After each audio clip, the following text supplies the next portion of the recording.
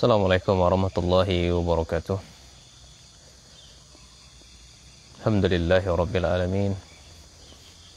Wassalatu wassalamu ala nabiyyina Muhammadin wa ala alihi wa sahbihi wa man tabi'ahum bi ihsanin ila yaumiddin.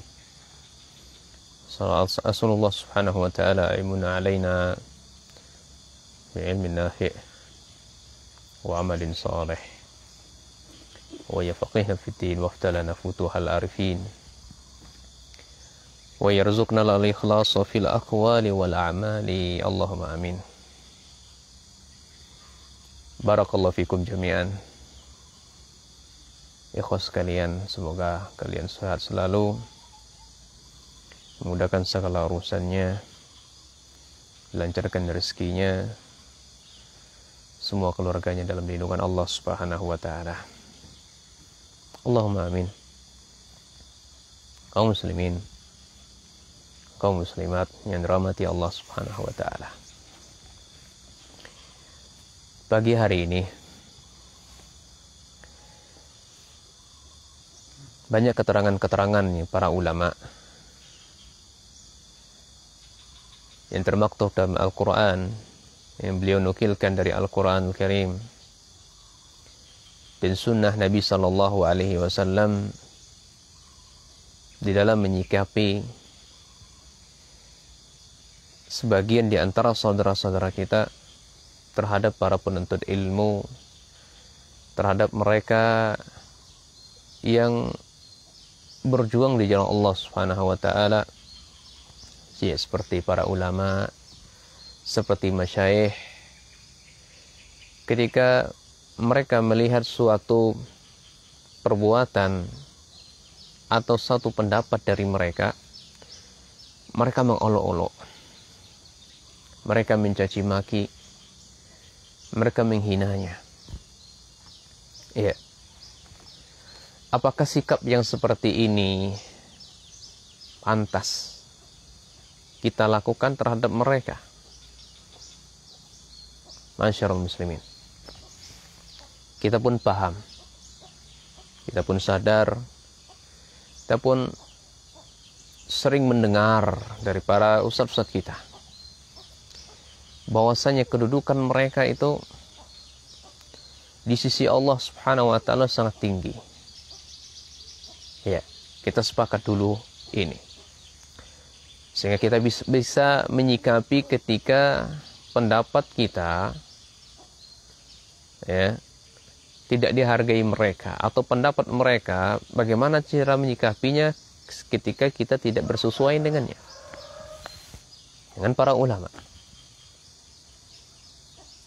Ya, karena seseorang menghina, mencela para ulama atau orang soleh, ini bisa bahaya, ikhwah. Ini bisa bahaya. Apa bahayanya? Nanti akan kita jelaskan. Kita harus pahami betul terlebih dahulu. Ya, kita harus pahami terlebih dahulu. Ketika kita mencela para ulama, ingat ayat-ayat Allah Subhanahu wa ta'ala, bahwasanya kedudukan mereka itu tidak sama dengan kedudukan kita. Ya. Allah muliakan mereka, Allah angkat derajat mereka. Lihat firman Allah Subhanahu wa ta'ala, diangkatnya derajat orang yang berilman dan orang-orang yang berilmu. Ini Allah yang mengangkat secara khusus. Yarfa'illahu alladhina amanu minkum walladhina utu ilma darajat. Allah Subhanahu wa ta'ala mengangkat orang-orang yang beriman di antara kalian. Iman sekalian, iman, perkara iman ini kita tidak bisa mengetahui, ikhwah, melainkan dengan kita mengorbankan jiwa kita, waktu kita untuk duduk bermajelis ilmu. Kita tidak bisa beriman kepada Allah dengan secara benar. Gak bisa kita. Sehingga mereka para ulama itu wajar diangkat oleh Allah. Mereka berkorban harta dan waktunya, mengorbankan anak dan istrinya untuk mempelajari bagaimana iman mereka bertambah kepada Allah. Ya, bagaimana iman mereka bertambah kepada Allah Subhanahu wa taala. Ya, demikian pula orang-orang yang Allah berikan kepada mereka ilmu. Ya, wallazina utu ilma. Orang-orang yang mereka berikan ilmu. Jadi orang yang beriman dan orang-orang yang Allah berikan ilmu kepada mereka, Allah khususkan, diangkat derajatnya oleh Allah Subhanahu wa taala. Ya, maka jelaslah saudaraku sekalian, ayat yang kita bacakan tadi, Allah mengangkat orang-orang mukmin yang berilmu ya atas orang mukmin yang tidak memiliki ilmu. Orang mukmin yang berilmu dan orang mukmin, orang yang tidak berilmu, Allah angkat derajat mereka. Ini Allah angkat derajat mereka ini, ya orang yang berilmu yang Allah angkat derajat mereka, ini menunjukkan kedudukan ilmu itu ya sangat tinggi di sisi Allah. Sangat mulia di sisi Allah Azza wa Jalla. Ya. Oleh karenanya kita jumpai, kita dapati ketika datang para masyayikh dari Timur Tengah sana, Arab Saudi, Yaman dan seterusnya, ya, yang mereka berpemahaman Ahlussunnah bermanhaj salaful ummah, mereka antusias berebut rame-rame ingin hadiri majelis tersebut. Ya. Karena tahunya hakikat mereka di sisi Allah. Kedudukan mereka di sisi Allah sangat tinggi. Tentu beda halnya dengan orang-orang yang tidak terbimbing dengan ilmu. Maka dia akan belajar itu ala kadarnya saja. Sehingga ketika datang ke majelis ilmu itu, ya mereka tidak memiliki sopan santun, tidak memiliki adab yang baik. Nah, ini tentu tidak memuliakan ilmu. Maka bagaimana mungkin ilmu yang akan didapati, ilmu yang akan dipelajari itu berkah? Mustahil. Ya. Nah, keberkahan ilmu itu dilihat sejauh mana kita mengagungkan ilmu. Saking tinggi pengagungan kita kepada ilmu, semakin tinggi pengagung kita kepada para pembawa ilmu, maka akan semakin keberkahan yang akan kita raih. Ya, ini ayat pertama. Ya, Allah khususkan orang yang beriman, yang memiliki ilmu, ya, atas orang yang beriman yang tidak memiliki ilmu beberapa derajat. Nah, demikian pula ayat yang lainnya Allah Subhanahu wa taala berbicara membedakan orang yang berilmu dengan orang yang tidak berilmu. Qul hal yastawil ladzi, katakan wahai Muhammad, hal yastawil ladzi ya'lamun wal ladzina la ya'lamun? Sama enggak orang yang berilmu dengan orang yang tidak berilmu? Wallahi tidak sama, ikhwah. Tidak sama. Para ulama ketika menafsirkan ayat ini seperti Syekh Shalih Utsaimin rahimahullahu taala dalam Kitabul Ilmi beliau, ya, mengatakan, ya, bahwa tidak sama orang yang berilmu dengan orang yang tidak berilmu. Sebagaimana tidak sama orang yang hidup dengan orang yang mati. Nggak sama. Orang yang hidup dengan orang mati tentu nggak sama. Ya. Dan nggak sama orang yang mendengar dengan orang yang tuli. Orang yang bisa melihat dengan orang yang buta. Tidak sama. Sebab ilmu itu adalah cahaya, kata beliau. Dengan cahaya tersebut akan mendatangkan petunjuk kepadanya. Memberikan petunjuk kepada ahlinya. Yang dengannya bisa mereka mengeluarkan manusia dari kesyirikan, dari keterpurukan, ya, menuju jalan yang penuh terang benderang, menuju tauhidullah subhanahu wa ta'ala. Ya. Ini bedanya orang yang berilmu dengan orang yang tidak berilmu. Demikian pula guru beliau Syekh Abdul Rahman Nasir As-Sa'di dalam kitab Taisiru Karimi Rahman, ketika mengomentari ayat ini, ya beliau mengatakan tidak akan sama orang yang berilmu dengan orang yang tidak berilmu, kata beliau. Sebagaimana tidak sama antara siang dan malam, tidak sama antara terang dan gelap, dan tidak sama antara air dan api. Ya. Ini menunjukkan agungnya orang yang beriman yang memiliki ilmu. Sekali lagi ya, kita tidak bisa beriman kepada Allah, mengetahui iman itu benar atau tidak, kecuali harus berjuang, mengorbankan harta dan waktu untuk duduk di majelis ilmu dengan penuh adab, sehingga ilmu yang kita raih mendapatkan keberkahan. Nah, ini dalil-dalil dari Al-Quranul Karim, dan dalil-dalil yang lainnya sangat banyak tentang kemuliaan para orang-orang yang menuntut ilmu atau keutamaan ilmu. Sampai-sampai Imam Ibnu Qayyim dalam kitab Miftah dari Sa'adah itu ya, menyebutkan tentang 100 keutamaan, ya, keutamaan yang Allah berikan kepada mereka yang berjuang di jalan Allah menuntut ilmu ini.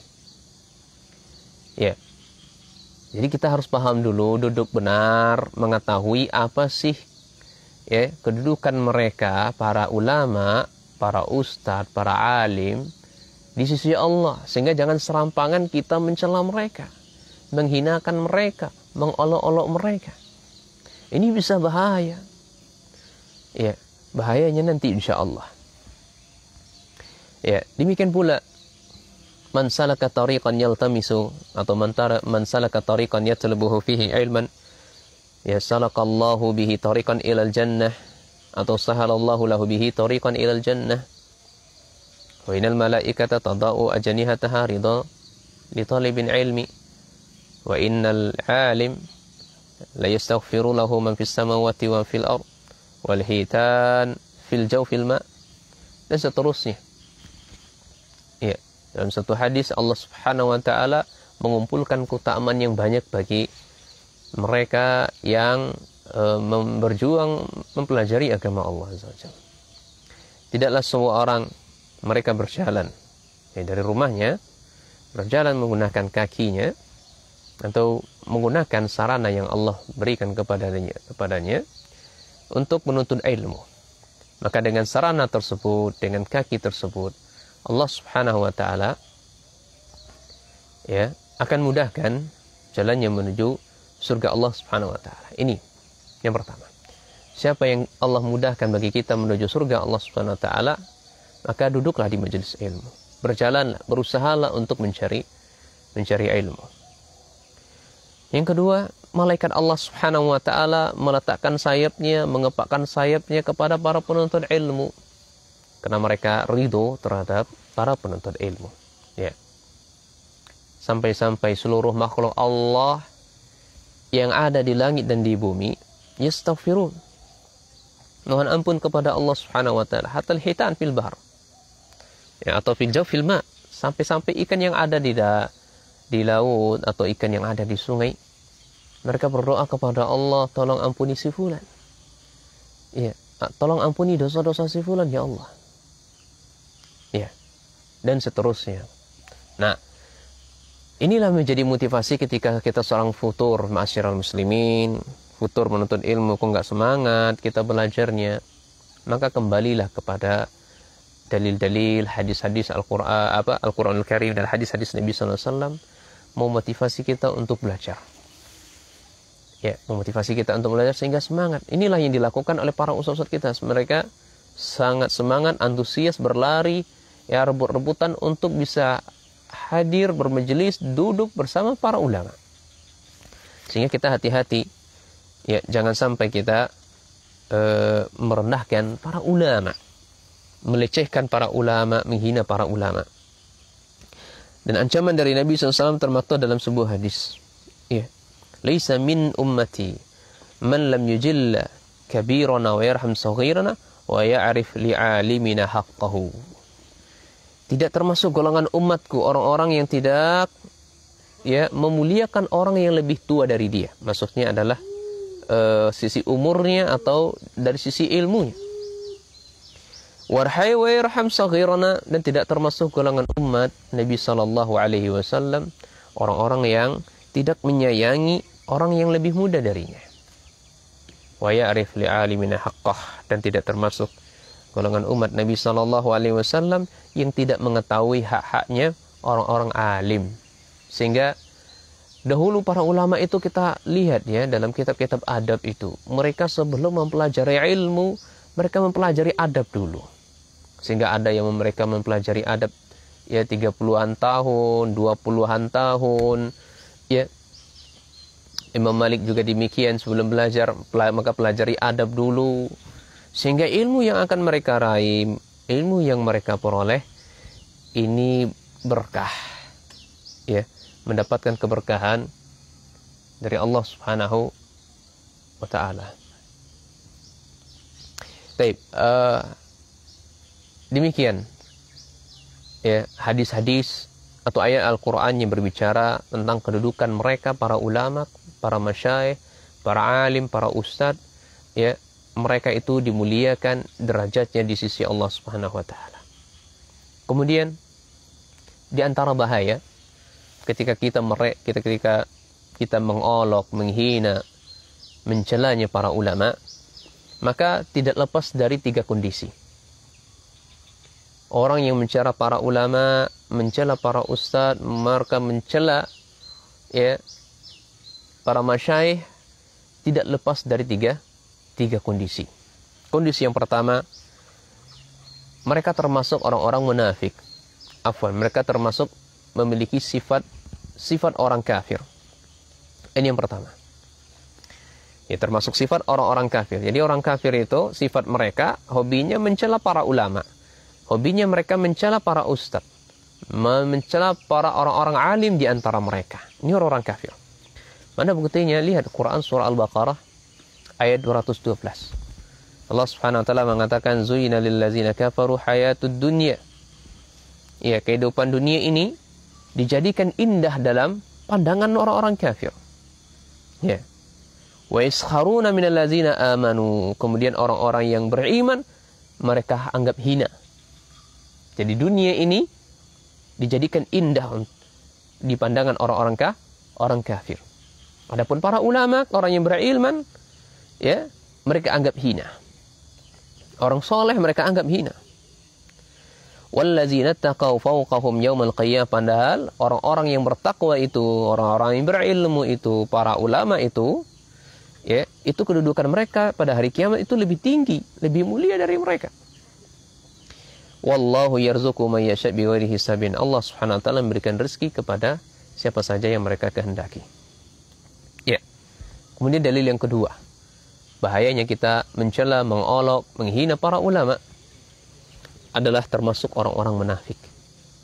Kerjaannya orang munafik, mereka menghina para ulama. Dalilnya Quran surah Baqarah 14 sampai 15. Wa idza laqul ladzina amanu qalu amanna wa idza khalu ila syayatinihim qalu inna ma'akum innama nahnu mustahzi'un. Apabila mereka berjumpa dengan orang-orang yang beriman, para ulama, orang soleh, mereka mengatakan, oh saya ini beriman kepada Anda, saya ini satu golongan dengan Anda, saya ini satu prinsip dengan Anda. Tapi ketika mereka kembali kepada golongan mereka, syaitan mereka, mereka mengatakan kalau inna ma'akum, saya ini juga satu prinsip dengan Anda. Ini orang munafik kerjaan gitu ya. Di depan kita baik, di belakang kita, wow, habis kita dihajar. Ya, mereka mengatakan nahnu mustahzi'un. Ya, kami ini hanya sunda gurau saja, bermain-main saja. Allah yastahzi'u bihim wa yamudduhum fi tughyanihim ya'mahun. Dan Allah lah yang akan membalas olok-olokan mereka, hinaan mereka. Hati-hati. Ketika kita menghina para ulama, Allah yang akan membalas hinaan kita kepada para ulama.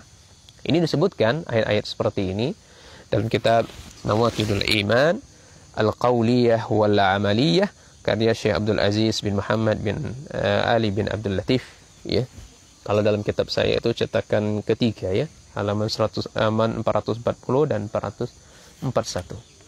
Kemudian kondisi yang ketiga adalah termasuk perbuatan yang haram. Mencela para ulama termasuk perbuatan yang haram. Ya. Dalilnya Quran surah Al-Hujurat ayat 11. Kemudian Nabi SAW juga bersabda, al-kibaru batarul haqqi wa ghamtun nas. Yang namanya sombong itu mereka tidak mau menerima kebenaran, ya, dan merendahkan manusia. Merendahkan manusia. Baik. Semoga bermanfaat ikhwas sekalian. Sebenarnya masih banyak pembahasannya. Semoga Allah memberikan taufik kepada kita semuanya dan membimbing kita di atas jalan sunnah, memberikan hidayah kepada kita, memudahkan segala urusan kita. Dan hati-hati, ya, sikap kita ketika dengan para ustadz, dengan para dai, dengan para ulama, jangan sampai merendahkan mereka, merendahkan ilmu mereka, ya, menghina mereka, mengolok-olok mereka, karena mereka itu mulia di sisi Allah Subhanahu wa taala. Ingin kita meraih kemuliaan tersebut, maka semangatlah dalam belajar, ya, berkorbanlah untuk belajar, berjihad di jalan Allah Subhanahu wa taala. Subhanakallahumma bihamdika asyhadu an la ilaha illa anta astaghfiruka wa atubu ilaik. Assalamualaikum warahmatullahi wabarakatuh. Hayakumullah jami'an.